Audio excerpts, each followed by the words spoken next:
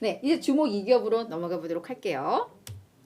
아우 정말 저 사실은 이렇게 취약한 부분들이 있는데 아우 유나이티드 헬스는 워낙에 큰 기업이고 잘 알려진 기업인데 아우 저는 좀 어렵더라고요. 그래서 오늘 정말 그냥 속된 말로 완전 똥줄을 타서 뭐 그런 기업인데 자 의료 및 보험 서비스를 제공하는 회사이고 네 회사이죠. 유나이티드 헬스그룹 오늘은 이제 주목 2기업으로 요 종목 준비를 해왔는데 간밤에 3% 상승을 했습니다. 규제 리스크가 좀 제거가 됐다라는 이유로 레이몬드 제임스의 존 랜섬 애널리스트가 투자 의견을 시장 수익률 상회에서 강력 매수로 상향 조정을 했습니다. 사실 시장 수익률 상회도 매수하라는 얘기거든요. 강력하게 스트롱 바이를 외치고 있습니다. 목표 주가도 615달러에서 630달러로 소폭 올렸고요.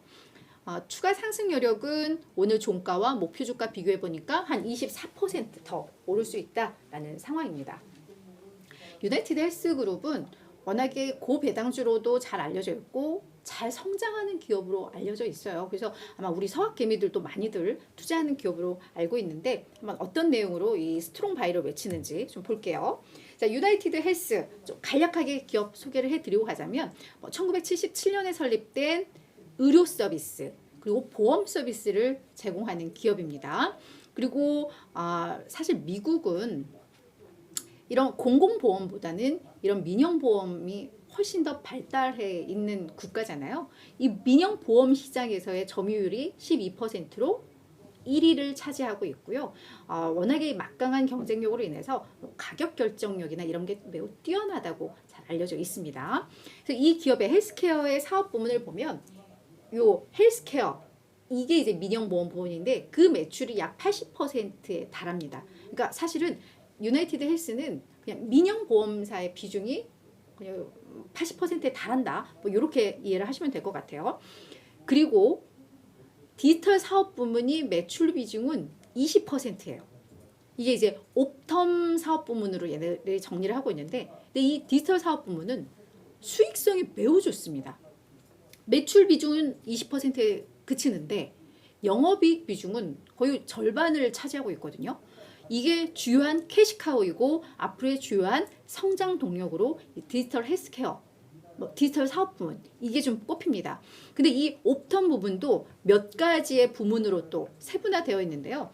옵텀 헬스는 그 헬스케어, 그 보험을 디지털화한, 그러니까 온라인화한 그 부분이 하나가 있고 옵텀 인사이트는 보험사와 병원용 데이터 관리 소프트웨어, 그러니까 지원 서비스겠죠. 그리고 옵텀 RX는 제약, 약국 이런 서비스를 대행해주는 이런 사업 부문으로 좀 나뉘어 있습니다. 그러니까 디지털 의료 서비스가 하나의 또 성장 동력이잖아요. 지금 아마존도 그렇고 많은 기업들이 관심 있듯 그 부분이 바로 이 디지털 사업 부문이라고 이해를 하시면 될 것 같아요. 자 그리고 이 유나이티드 헬스 같은 경우에는 인구 고령화의 최대 수혜주일 수밖에 없습니다. 나이들이 먹으면 사실은 의료 서비스를 많이 받을 수밖에 없어요. 그죠? 그래서 저만 해도 보험 가입한 지 지금 한 15년 넘었는데 병원을 그동안은 거의 한 번도 가본 적이 없거든요. 근데 요즘 이제 40대 후반 이렇게 되다 보니까 여기저기가 너무 아픈 데가 많이 생겨요. 허리도 아프고 어깨도 아프고 막 이래서 그러다 보니까 이제 점점 고령화가 되면 병원 가는 횟수가 늘잖아요. 그러다 보니까 유나이티드 헬스는 계속해서 성장할 수밖에 없는 기업인 겁니다. 매년 매출과 수익성이 늘 10%대 꾸준한 성장을 보여주고 있는 그런 상황이고요.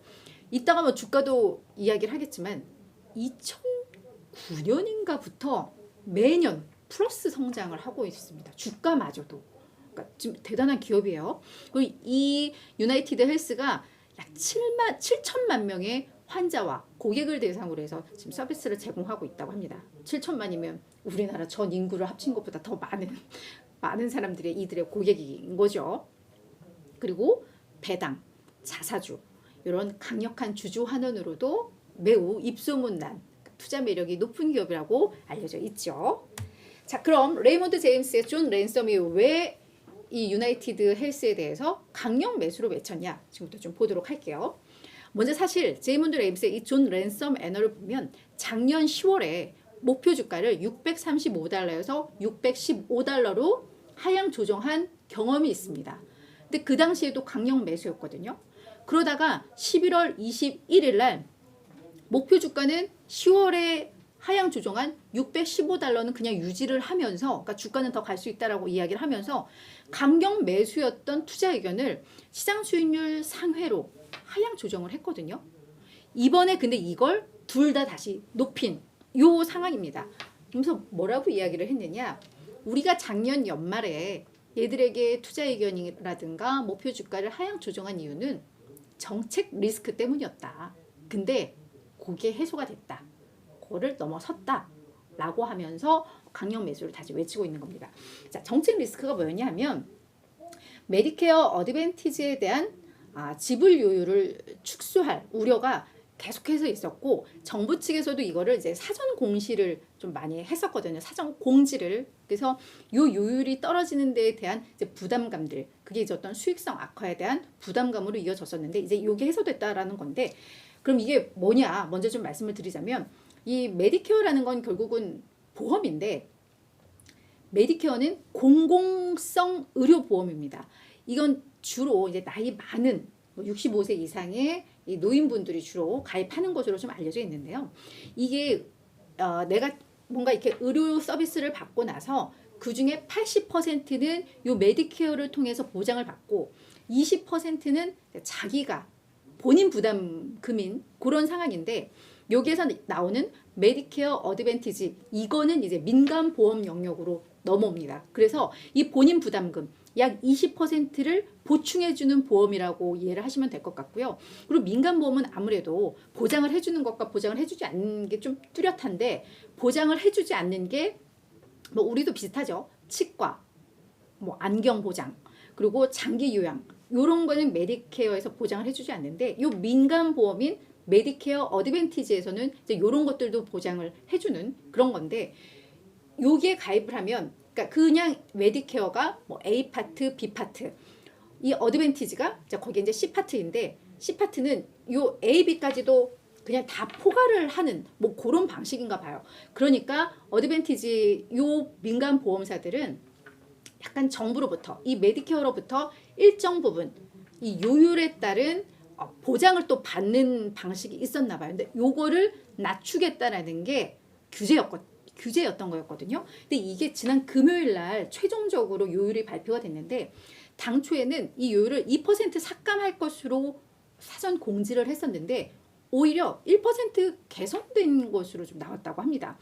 그리고 얘들에 대해서 뭔가 그러니까 규제를 좀 하고 있는 거예요. 얘들에 대한 어떤 지불 요율을 계속 낮추고 그걸 없애고 하는 게 어떤 정부의 정책적인 그 방향성인 건 한데, 다만 이걸 3년에 걸쳐서 약간 단계적으로 이걸 뭐 국제 질병 분류라든가 이런 걸 변경하면서 이렇게 지원해 주는 거를 줄이는 뭐 그런 방식으로 좀 나왔었다고 합니다.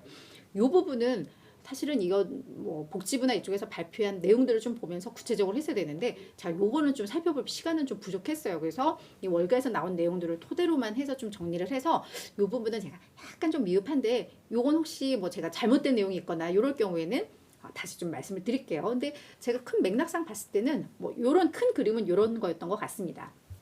자, 그런데 그래서 이제 요 부분에 대한 우려가 해소가 된 거죠. 그래서 요 존 랜섬은 뭐라고 이야기를 했느냐면, 이번 정부의 이 최종 결정 내용을 보면 결국 초기 영향은 최소화하면서, 그러면서 3년이란 기간을 좀 확보를 해준 거다. 이 민간 보험사들이 정부의 방침에 적응할 수 있는 3년이란 기간을 준 거다라고 하면서, 이것은 결국은 요 메디케어 어드밴티지 제공 기업들의 이건 승리다.